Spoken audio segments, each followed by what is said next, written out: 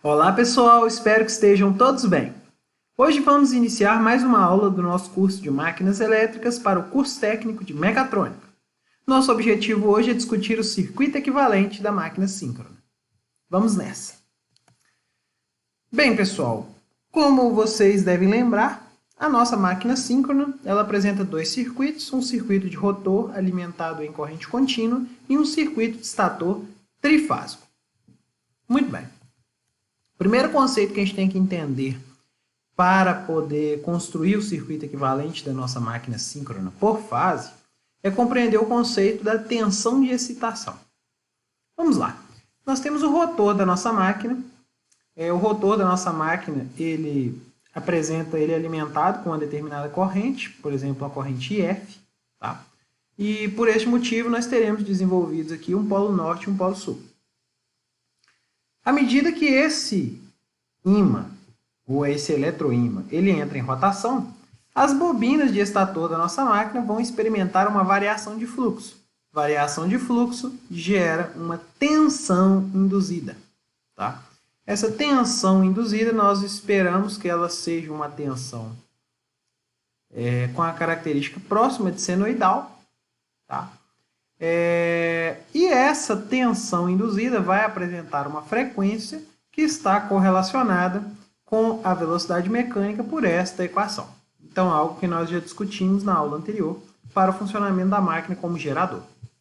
A novidade aqui é que a tensão induzida eficaz por fase da nossa máquina, ela pode ser calculada por meio da velocidade mecânica, do fluxo que vai ser concatenado por essa bobina, que é o fluxo do circuito de campo, e uma constante de proporcionalidade.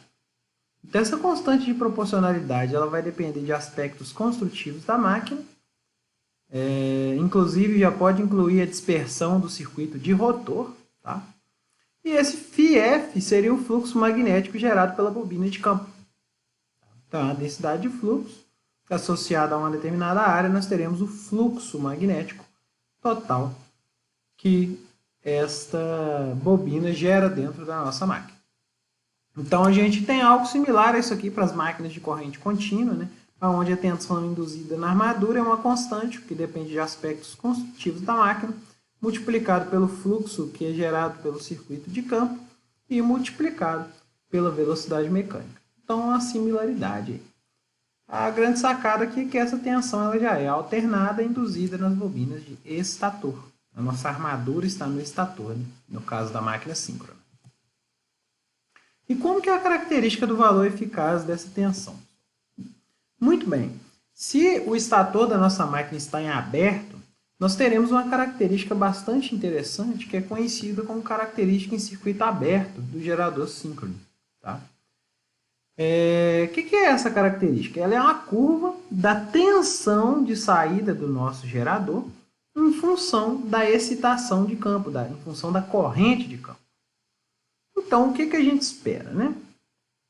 A gente espera, basicamente, que numa determinada região, ou seja, na região em que o circuito magnético é linear, vai existir uma proporcionalidade entre o fluxo e a corrente.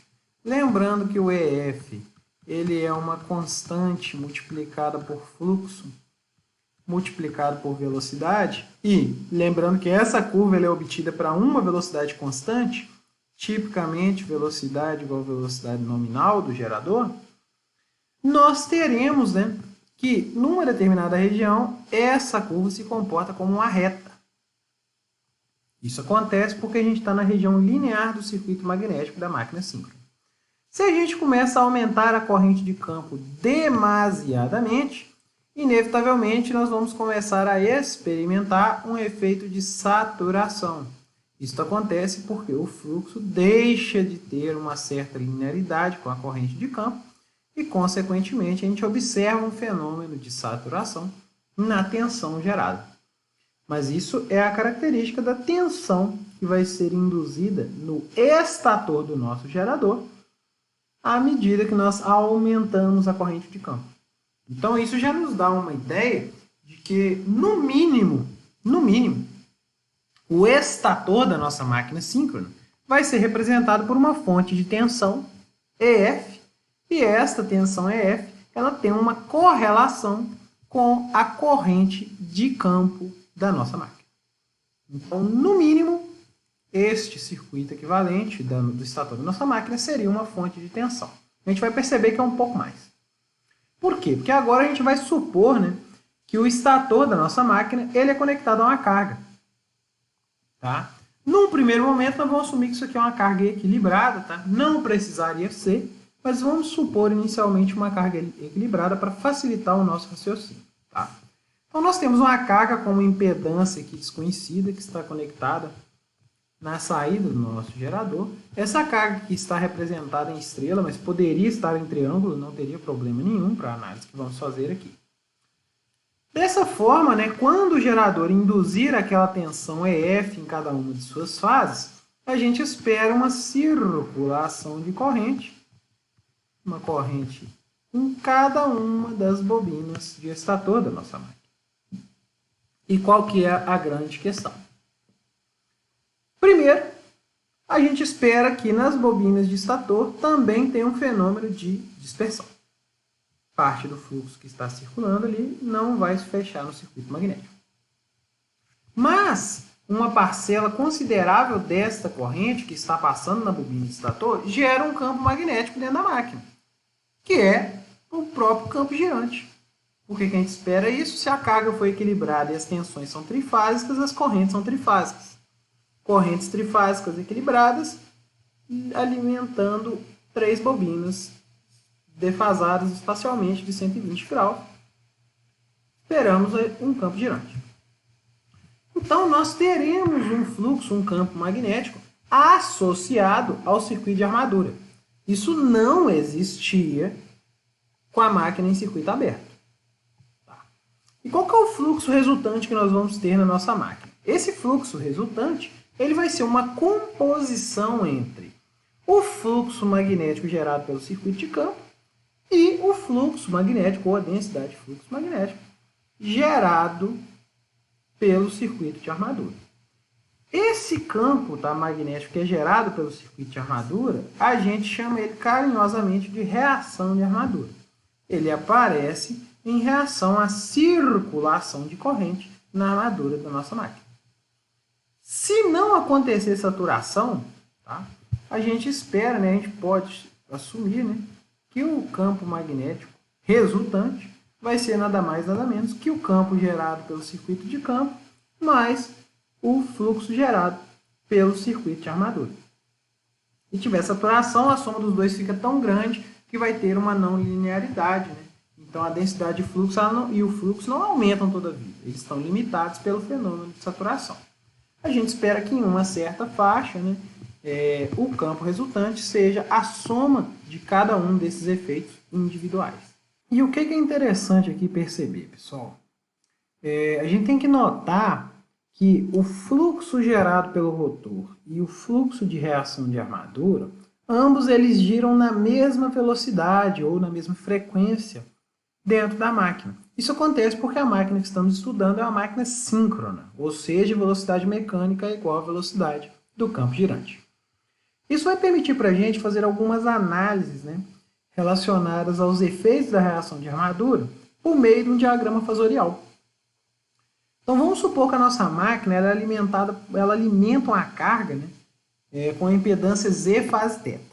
Se a gente olhasse de uma maneira muito simplificada, nós veríamos no estator da nossa máquina a tensão de excitação e nós teríamos a nossa carga, né, Z fase θ sendo alimentada.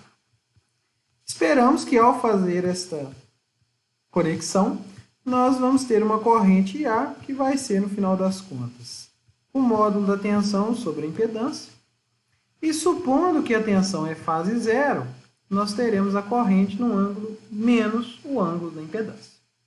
Ok, vamos ao diagrama fasorial. A gente vai supor a tensão como sendo o ângulo zero. Tá? Uma consequência vai ser que o nosso fluxo vai estar no ângulo aqui de 90 graus. Tá? Por que isso acontece, pessoal? Isso acontece porque, pela lei de Faraday, nós temos que a tensão induzida ela é N, com sinal trocado, né, derivada do fluxo no tempo. Então, se o fluxo fosse uma função cosseno de θ, se a gente fazer essa conta menos a derivada, isso daria menos derivada de cosseno, se você lembrar, é menos seno, e, consequentemente, vai nos dar uma função seno de θ. Então, a taxa de variação da função cosseno é a função seno. O que a gente nota? Se isso aqui for o fluxo, ou seja, ele é uma função cosseno, nós teremos a nossa tensão atrasada 90 graus. Ou seja, tudo que acontece no fluxo acontece 90 graus na frente da tensão. Por isso que, em relação ao fluxo, a tensão está 90 graus atrasado, ou, se a tensão está em ângulo zero, o fluxo está em ângulo 90. Interessante, né? Ok. Por sua vez, a corrente que nós teremos na armadura da nossa máquina, se a tensão está em fase zero, a nossa corrente vai estar ali no ângulo θ, que é o próprio ângulo do fator de potência da carga, atrasado nessa suposição. Ok. Nós esperamos que essa corrente gere um fluxo ali na mesma direção, né? Nós sabemos que existe uma proporcionalidade entre intensidade de campo e corrente, e entre intensidade de campo e densidade de fluxo, desde que nós não vamos atingir a saturação. Mas essa relação ela existe. Quando a corrente é máxima, o fluxo tende ao valor máximo. Ok. E neste momento que nós temos o fluxo desenvolvido aqui, ou gerado na máquina pelo circuito de campo, e o próprio fluxo da reação de armadura. Se a gente calcular o equivalente desses dois camaradas, nós teremos o fluxo resultante dentro da nossa máquina. Então, aquela relação anterior que comentamos, ela faz sentido, mas ela faz sentido de uma forma vetorial. Legal. Então, qual que é o efeito combinado aí que nós teremos dentro da nossa máquina, né? Se a gente olhar para o estator da nossa máquina, nós teremos uma tensão que é induzida pelo circuito de campo e nós teremos uma tensão que está associada ao fluxo de reação de armadura. Então, a composição, né, a soma dessas duas tensões, dá a tensão terminal da nossa máquina.